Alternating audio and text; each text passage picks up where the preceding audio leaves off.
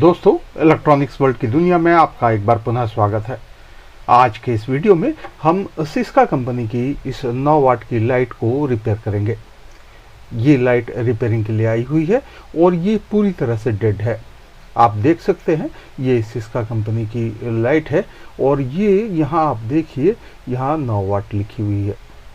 ये 9 वाट की लाइट को चेक करने के लिए जो इसका प्रॉपर वे है वो ये है कि हम इसे सीरीज की होल्डर पे कनेक्ट करेंगे और इसके ड्राइवर से निकलने वाली आउटपुट वोल्टेज को देखेंगे।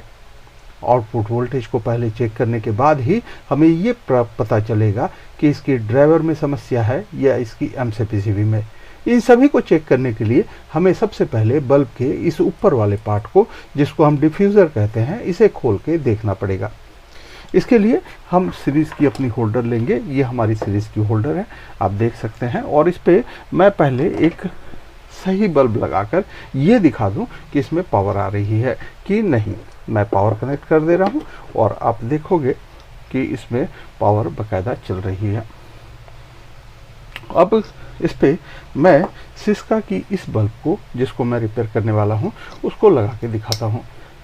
आप देख सकते हो ये पूरी तरह से कनेक्ट हो गई है, लेकिन इसमें कुछ भी होता नहीं दिख रहा है। तो इसके डिफ्यूज़र को हम पहले खोलते हैं, उसके बाद इसकी वोल्टेज को चेक करते हैं। इसके डिफ्यूज़र को खोलने के लिए, ये चूंकि ब्रांडेड कंपनी के बल्ब है, इसके डिफ्यूज़र को खोलने के लिए इसके डिफ्यूज़र पर हल्का चोट मारना ज़रूरी होता है, क्योंकि इसके अंदर सिलिकॉन पेस्ट लगी होती है और सिलिकॉन पेस्ट के बेस पे ही ये चिपकाई हुई होती है।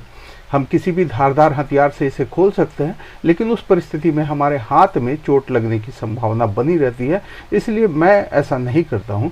मैं सिंपल इसके आउटर एरिया में मैं किसी भी प्लास से या कोई भी अन्य सामान से जो थोड़ी वजनी हो, उससे मैं चोट करता हूं और धीरे धीरे घुमा घुमा के चोट करता रहता हूं, जिससे इसकी सिलिकॉन की पकड़ जो है वो ढीली पड़ जाती है और फिर इसे आराम से हाथ से खोल लेता हूं। मैं पहले इसे खोलता हूं, फिर आपको दिखाता हूं। दोस्तों, सिस्का की वही बल्ब है और उस बल्ब की एमसीपीसीबी के हालात जो हैं वो बहुत अच्छी नहीं है।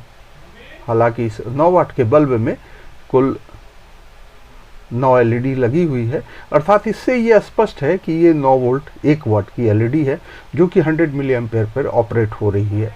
पर एमसीपीसीबी की स्थिति बहुत अच्छी नहीं है। अब इसे पहले हम चेक करते हैं कि इसके ड्राइवर से जो वोल्टेज निकल रही है वो प्रॉपर है या नहीं।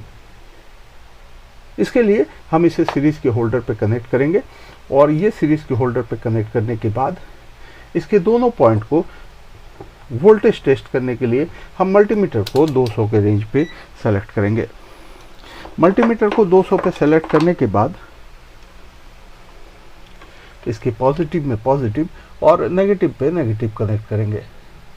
आप देखिए ये जो है ये 122 दिखाते हुए फिर ओवर वोल्टेज शो कर रही है, अर्थात इससे जो वोल्टेज आउटपुट हो रही है वो 200 से ऊपर की वोल्टेज है। अब इस पे जब मैं फिर से कनेक्ट करता हूँ, आप देखिए 215 वोल्ट ये आउटपुट दे रही है। दोस्तों, किसी भी बल्ब में अगर लो वोल्टेज की समस्या हो तो स्विचिंग कैपेसिटर को जिम्मेवार माना जाता है और उसके स्विचिंग कैपेसिटर को चेंज किया जाता है। लेकिन यदि 220 वोल्ट के इनपुट पे अगर एसी इनपुट 220 में दे रहा हो और इसके डीसी आउटपुट पे, जो कि एमसीपीसीबी के ऊपर लगी हुई है, उस पे भी अगर पूरी 220 वोल्ट आउटपुट आ रही है, तो इससे यह स्पष्ट है, आपको किसी बात पे शंका करने की आवश्यकता नहीं है। इसकी आईसी की जो मॉसफेट है वो शॉर्ट कर गई है, अर्थात इसकी आईसी पूरी तरह से खराब हो गई है, इसीलिए पूरी की पूरी वोल्टेज आउटपुट में आ रही है। अब ऐसी परिस्थिति में ये एलईडी जलना स्वाभाविक है, क्योंकि इस एलईडी की मैक्सिमम वोल्टेज जो है वो 9 वोल्ट इंटू 9 81 वोल्टेज है। अब 81 वोल्टेज के स्थान पर अगर इसमें पूरी 220 वोल्टेज की सप्लाई बन जाएगी तो ये एलईडी निश्चित रूप से जल जाएगा, बर्न कर जाएगा और इसकी अंदर की कैपेसिटर की पोजीशन भी खराब हो गई होगी। अब इसे पहले हम खोलते हैं, फिर इसके ड्राइवर के पोजीशन को देखते हैं।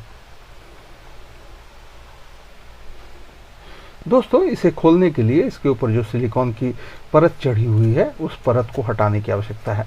जब तक इस सिलिकॉन की परत को हम ना हटाएं तो इसकी जो टिक्की है वो निकालनी मुश्किल हो जाएगी। इसीलिए पहले इसके सिलिकॉन की परत को हम हटाते हैं, देन उसके बाद इसे खोलने की प्रक्रिया पूरी करते हैं।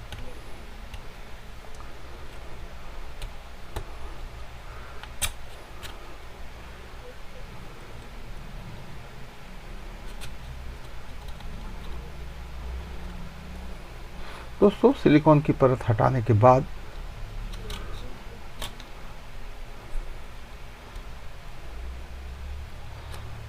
इसके B22 कैप के इस दोनों सोल्डरिंग पॉइंट को डिसोल्ड करना होगा।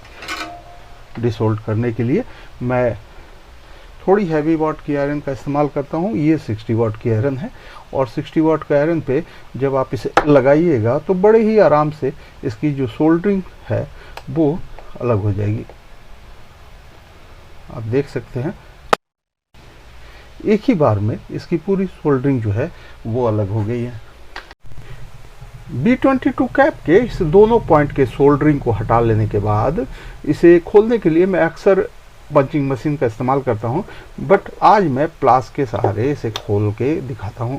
प्लास के सहारे भी ये बड़े आराम से खुल जाएगी। देखिए खुल चुकी है और चूंकि सोल्डरिंग मैंने पहले ही हटा ली थी तो ये बाहर आ गई है। अब इसे खोलने के लिए मैं इस स्क्रू ड्राइवर का इस्तेमाल करूंगा। मैं स्क्रू ड्राइवर को यहाँ पीछे लगा लेता हूँ बल्ब के पीछे की ओर से और हल्के से इसको ठोकता हूँ। आप देखेंगे कि ठोकने के बाद ये यहाँ से खुल के बाहर आ गई है और ये खुल जाने के बाद चूँकि ये चिपकी हुई है थोड़ी बहुत, इसको बाहर कर लेने के बाद इसके ड्राइवर को पीछे से धकेलते हुए आराम से आप इसे बाहर निकाल सकते हैं। ये बाहर आ चुकी है और आप देखिएगा जैसा कि मैंने कहा था इसकी जो मेन कैपेसिटर है वो लीक कर गई है। आप देखिए ये फूली हुई है और ऐसी परिस्थिति में इसमें और कोई संदेह है ही नहीं कि इसके आईसी को चेंज करना ही एकमात्र उपाय है। इसकी आईसी खराब हो चुकी है, इसीलिए इसमें से 220 वोल्ट की आउटपुट दे रही थी। अब अगर हम इस पे सीरीज वायर कनेक्ट करते हैं तो सीरीज वायर कनेक्ट करने के बाद आप देख सकते हैं कि इसकी वोल्टेज कितनी आउटपुट दे रही है।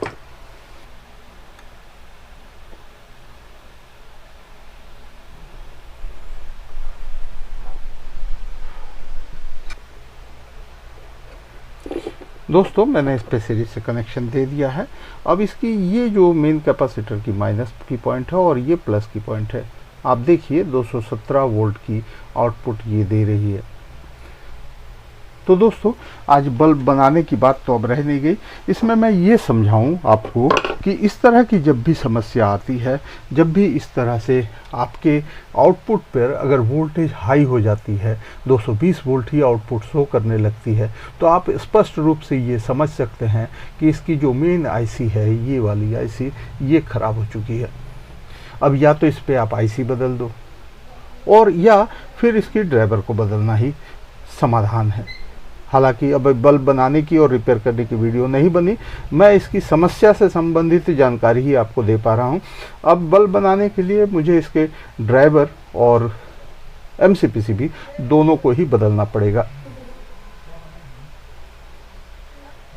वही जब ड्राइवर में लो वोल्टेज की समस्या आती है तो उस लो वोल्टेज के लिए हमारे ड्राइवर की ये जो दो छोटी कैपेसिटर लगी हुई है इलेक्ट्रोलाइटिक, जो कि 4.7 या 2.2 की होती है, ये 2.2 की कैपेसिटर है। और इसे अगर ध्यान से देखूं तो ये जो कैपेसिटर है 2.2 की, अर्थात इसमें दोनों ही कैपेसिटर 2.2 की लगी हुई है। और जब भी लो वोल्टेज की समस्या आती है ड्राइवर में तो इसकी आउटपुट में यदि लो वोल्टेज आपको मिलता है तो ये दो छोटे इलेक्ट्रोलाइटिक कैपेसिटर जो है ये रिस्पॉन्सिबल होते हैं। लेकिन जब हाई वोल्टेज आउटपुट हो और वो भी 220 की 220, तब ये 100% आप श्योर रहो कि आपकी आईसी जो है वो ख़राब हो गई है। अब ये ड्राइवर या तो आईसी बदल कर चल पाएगी या ड्राइवर ही आपको पूरा बदलना पड़ेगा। तो मैं इस पे अब बल्ब को जलाने के लिए ड्राइवर और एमसीपीसीबी दोनों को ही बदलता हूं, फिर इसे चालू करके आपको दिखाता हूं। दोस्तों, इस ड्राइवर को मैं रख रहा हूं, आप पहचान लो। और इसी ड्राइवर पे मैं अगले वीडियो में किस तरह से आरसी ड्राइवर जनरेट किया जा सकता है और इस ड्राइवर की बोर्ड को आरसी ड्राइवर बनाते हुए हम बल्ब में कैसे फिट कर सकते हैं, इस बात की जानकारी आपको दूंगा। अभी वर्तमान में रिपेयरिंग की वीडियो तो ये रही नहीं, फिर भी इस बल्ब में हमने नई एमसीपीसीबी डाल दी है और नया ड्राइवर डाल दिया है। इस ड्राइवर की जो पिन है वो यहाँ बाहर आई हुई है। मैं इस पिन को यहाँ फोल्ड कर लिया हूँ और इसके जो कुछ पार्ट अधिक बाहर निकले हुए हैं उसको मैं कट कर लेता हूँ। ये मैंने कट कर लिया और कट करने के साथ ही अब इसकी पॉइंट को मैं सोल्ड कर दूंगा। सोल्ड करने के बाद इसको मैं एक बार आपको टेस्टर से टेस्ट कराऊंगा सीरीज बल्ब की होल्डर में लगाकर कि ये प्रॉपर काम कर रही है या नहीं। पहले इसकी आई को जनरेट कर लेता हूँ सोल्डर के द्वारा और यहाँ फिर मैं 60 वाट के सोल्डिंग आयरन का ही इस्तेमाल कर रहा हूँ। और 60 वाट के आयरन का इस्तेमाल से एक फ़ायदा ये है कि ये बहुत ही बेहतरीन तरीके से हीट होती है और इस पे काम करती है। दोस्तों, ये मेरी सीरीज़ की होल्डर है जैसा कि मैंने आपको दिखाया था और इस सीरीज़ की होल्डर पे मैं कनेक्शन दे रहा हूँ और उसके बाद इस बल्ब को मैं यहाँ कनेक्ट कर रहा हूँ। आप देखेंगे दोस्तों, ये बल्ब अब पूरी तरह से अपनी रोशनी दे रही है। हालांकि जब इसमें ड्राइवर और एमसीपीसीबी ही मैंने चेंज कर दिया है तो बाकी कुछ बचता ही नहीं है। लेकिन एक चीज़ है कि इस ड्राइवर को जो आज मैंने खोला है, इस पे आरसी ड्राइवर कैसे जनरेट किया जा सकता है या पीएफ ड्रॉपर सर्किट जिसको हम कहते हैं वो कैसे जनरेट हो सकता है, उसको मैं बताऊंगा और इसी पे सब चीज़ सेट करूंगा ताकि ये बल्ब में अच्छी तरह से फिट हो सके। इसके लिए आपको इंतज़ार करना होगा हमारे अगले वीडियो का। दोस्तों, आज की वीडियो आपको कैसी लगी आप ज़रूर बताएं और अगर आपको हमारी वीडियो अच्छी लगी हो तो आप हमारे वीडियो को लाइक करें, हमारे वीडियो को शेयर करें और यदि आप हमारे चैनल पे नए हैं तो हमारे चैनल को ज़रूर से ज़रूर सब्सक्राइब करें और बेल नोटिफिकेशन के ऑल पे ज़रूर सेलेक्ट करें ताकि हमारे द्वारा अपलोड की गई वीडियो की पहली नोटिफिकेशन आपको प्राप्त हो। आज के वीडियो में बस इतना ही। धन्यवाद दोस्तों, आपका दिन शुभ हो।